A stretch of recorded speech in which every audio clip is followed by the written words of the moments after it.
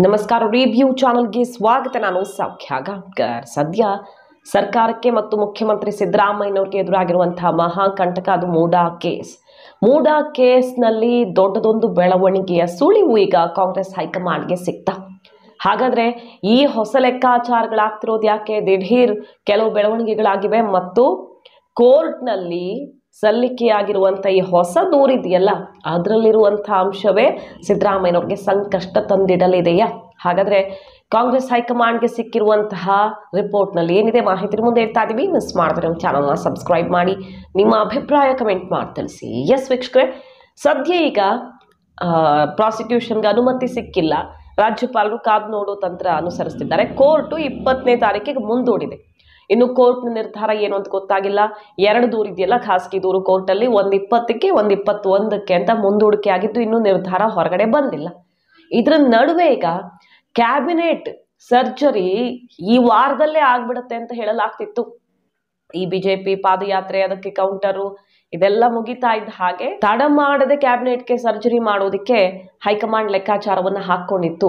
ಆದರೆ ಈಗ ಕಾದು ನೋಡುವ ತಂತ್ರಕ್ಕೆ ಮೊರೆ ಹೋಗಿತ್ತು. ರಾಜ್ಯಪಾಲರ ತೀರ್ಮಾನದ ಬಳಿಕವೇ ಸರ್ಜರಿ ಮಾಡೋಣ ಅನ್ನುವಂತಹ ಸಂದೇಶ ಈಗ ದಿಢೀರ್ ಅಂತ ಬಂದಿರೋದು. ತಕ್ಷಣಕ್ಕೆ ಬೇಡ, ಬಹುತೇಕ ಆಗಸ್ಟ್ 15 ಅಂದ್ರೆ ಸ್ವಾತಂತ್ರ್ಯೋತ್ಸವದ ಬಳಿಕ ರಾಜ್ಯಪಾಲರು ಒಂದು ತೀರ್ಮಾನಕ್ಕೆ ಬರ್ತಾರೆ ಅಂತ ಮೂಲಗಳಿಂದ ಸಿಗ್ತಿರೋದು ಈಗ ಮಾಹಿತಿ. ರಾಜ್ಯಪಾಲರು ಇದುವರೆಗೆ ಕಾನೂನು ಸಲಹೆ ಪಡ್ಕೊಳ್ತಾ ಇದ್ದಾರೆ. ಕೋರ್ಟಲ್ಲೂ ಇದೆ ಕೇಸು. ಸೊ ರಾಜ್ಯಪಾಲರು 16 ಇಲ್ಲ 17ನೇ ತಾರೀಕಿಗೆ ಒಂದು ತೀರ್ಮಾನಕ್ಕೆ ಬರಲಿದ್ದಾರೆ ಅನ್ನೋದು ಮೂಲಗಳಿಂದ ಸಿಗ್ತಿರೋ ಮಾಹಿತಿ.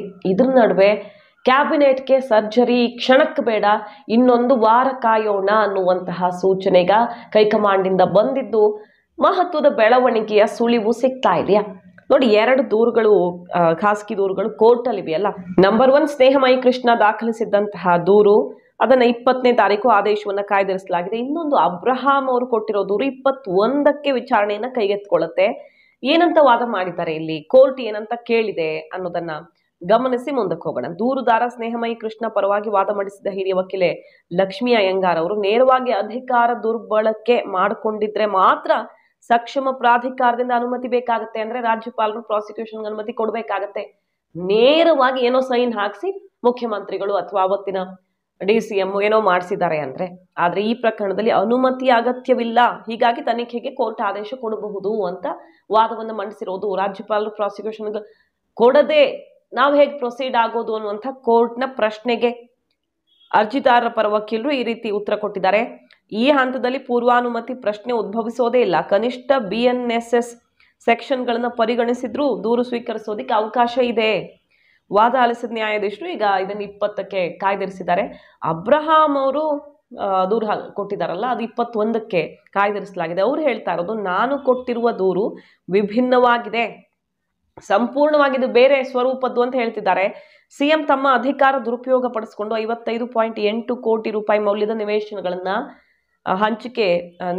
ಹಂಚಿಕೆಯನ್ನು ಪಡೆದು ಅಕ್ರಮವಾಗಿ ಲಾಭ ಮಾಡಿಕೊಂಡಿದ್ದಾರೆ. ಮೂಡ ಜಮೀನಿಗೆ ಬದಲಾಗಿ ನಿವೇಶನಗಳನ್ನ ಹಂಚಿದಾಗ CM ಪುತ್ರ ಯತೀಂದ್ರ ಶಾಸಕರಾಗಿದ್ದರು ಅನ್ನೋದು ಒಂದು ಅಂಶ.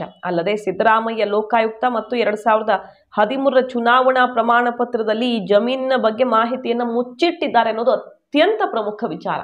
TJ ಅಬ್ರಹಾಂ ಅವರು ದೂರ ಏನು ಕೊಟ್ಟಿದ್ದಾರಲ್ಲ, ಅದರಲ್ಲಿರೋದು ಮುಚ್ಚಿಟ್ಟಿದ್ದಾರೆ ಎಲೆಕ್ಷನ್ ಪ್ರಮಾಣ ಪತ್ರದಲ್ಲಿ ಅನ್ನೋದು. ಜೊತೆಗೆ ಮೂಡಾ ವ್ಯಾಪ್ತಿಯಲ್ಲಿ ಸಿದ್ದರಾಮಯ್ಯ ಅವರಿಗೆ ಸೇರಿದ ಯಾವುದೇ ಸ್ವತ್ತೂ ಇಲ್ಲ, ಆದರೂ ಪರಿಹಾರ 16 ಖಾಲಿ ನಿವೇಶನಗಳನ್ನು ಪಡೆದುಕೊಂಡು ಅಕ್ರಮ ಎಸಗಿದ್ದಾರೆ ಅಂತ ಈಗ ಆರೋಪ ಮಾಡಿ ದೂರನ್ನು ಕೊಟ್ಟಿರೋದು. ಈಗಾಗಲೇ ಮೈಸೂರು ಪೊಲೀಸ್ ವರಿಷ್ಠಾಧಿಕಾರಿ ಲೋಕಾಯುಕ್ತಕ್ಕೂ ದೂರು ಕೊಟ್ಟಿದ್ದೀವಿ, ಜೊತೆಗೆ ರಾಜ್ಯಪಾಲರನ್ನ ಅನುಮತಿಯನ್ನೂ ಕೂಡ ಕೋರಿದ್ದೀವಿ. ಹೀಗಾಗಿ ನಮ್ಮ ಅರ್ಜಿಯನ್ನ ಪರಿಗಣಿಸಬೇಕು ಅಂತ ಮನವಿ ಮಾಡಿದ್ದಾರೆ. ಭ್ರಷ್ಟಾಚಾರ ನಿಯಂತ್ರಣ ಕಾಯ್ದೆ ಅಡಿ ವಾದ ಮಂಡಿಸೋದಕ್ಕೆ ಮತ್ತಷ್ಟು ಕಾಲಾವಕಾಶವನ್ನ ಕೊಡಬೇಕು ಅಂತ ಕೂಡ ಮನವಿ ಮಾಡ್ಕೊಂಡಿದ್ದಾರೆ. ಹಾಗಾಗಿ ಈಗ ಅದಕ್ಕೆ ಅನುಮತಿ ಕೊಟ್ಟಿರುವಂಥ ನ್ಯಾಯಾಧೀಶರು ವಿಚಾರಣೆಯನ್ನು 21ಕ್ಕೆ ಮುಂದೂಡಿಕೆ ಮಾಡಿದ್ದಾರೆ. ಮತ್ತೊಂದು ಕಡೆ ಆಲಂ ಪಾಷಾ ಈ ಕೇಸನ್ನ ಕೋರ್ಟ್ ಕೈಗೆತ್ತಿಕೊಳ್ಳಬಾರ್ದು ಅಂತ ಹೋಗಿದ್ರಲ್ಲ, ಅದನ್ನ ಆ ಅರ್ಜಿಯನ್ನು ವಜಾ ಮಾಡಿದ್ದಾರೆ. ಮುಖ್ಯಮಂತ್ರಿಗಳ ವಿರುದ್ಧ ಖಾಸಗಿ ದೂರನ್ನ ಅಕ್ಸೆಪ್ಟ್ ಮಾಡಬಾರ್ದು ಕೋರ್ಟ್ ಅಂತ ಹೋಗಿದ್ರು. ಯಾವ ಆಧಾರದಲ್ಲಿ ಕೇಳ್ತಿದ್ದೀರಿ, ನಿಮಗೆ ಇದಕ್ಕೆ ಏನು ಸಂಬಂಧ ಅಂತ ಹೇಳುವ ಮೂಲಕ ನಾವು ಯಾಕೆ ಕೈಗೆತ್ತಿಕೊಳ್ಳಬಾರ್ದು ಅಂತ ನೀವು ಕೋರ್ಟಿಗೆ ಬಂದಿದ್ದೀರಿ ಅಂತ ಚಾಟಿ ಬೀಸಿ ಅದನ್ನ ಅರ್ಜಿಯನ್ನು ವಜಾಗೊಳಿಸಿರೋದು ಕೂಡ ಕುತೂಹಲಕ್ಕೆ ಕಾರಣ ಆಗಿದೆ. ಆ ಅರ್ಜಿ ವಜಾ ಆಗಿದೆ ಅಂದ್ರೆ ಈ ಅರ್ಜಿ ಅಕ್ಸೆಪ್ಟ್ ಆಗುವಂತ ಸಾಧ್ಯತೆ ದಟ್ಟವಾಗಿದೆ ಅನ್ನೋದು ಎಕ್ಸ್ಪರ್ಟ್ಸ್ ಹೇಳ್ತಿರೋದು. ಇಲ್ಲಿ ನೇರವಾಗಿ ಸಿದ್ದರಾಮಯ್ಯನವರ ಸಹಿ ಮೂಲಕ ಅಕ್ರಮ ನಡೆದಿಲ್ಲ ಅನ್ನೋ ಕಾರಣಕ್ಕೆ ರಾಜ್ಯಪಾಲರು ಪ್ರಾಸಿಕ್ಯೂಷನ್ ಕೊಡೋ ತನಕನೂ ಕಾಯ್ಬೇಕಾಗಿಲ್ಲ, ತಕ್ಷಣ ಕೋರ್ಟ್ ಪ್ರೊಸೀಡ್ ಆಗಬಹುದು ಅಂತ. ಸೊ ರಾಜ್ಯಪಾಲರು 16 ಇಲ್ಲ 17ನೇ ತಾರೀಕಿಗೆ ಮಹತ್ವದ ತೀರ್ಮಾನ ತಗೊಳ್ಳುವಂತಹ ಸಾಧ್ಯತೆ ಇದೆ. ವಿಶೇಷ ನ್ಯಾಯಾಲಯ, ಜನಪ್ರತಿನಿಧಿಗಳ ನ್ಯಾಯಾಲಯ ಕೂಡ ಮಹತ್ವದ ಆದೇಶವನ್ನ ಹೊರಡಿಸಲಿದೆಯಾ? ಈಗ ಕುತೂಹಲಕ್ಕೆ ಕಾರಣ ಆಗಿದೆ. ಮೂಡಾ ಕೇಸ್ನಲ್ಲಿ ಟೆನ್ಷನ್ ಕೈಪಾಳ್ಯದಲ್ಲಿ ಜಾಸ್ತಿ ಆಗಿದ್ದು, ಕ್ಯಾಬಿನೆಟ್ ಸರ್ಜರಿಯನ್ನ 1 ವಾರ ಹೋಲ್ಡ್ ಮಾಡಿಸ್ತಿರೋದು ಹೈಕಮಾಂಡ್. ಯಾಕೆ ಹಾಗಾದ್ರೆ?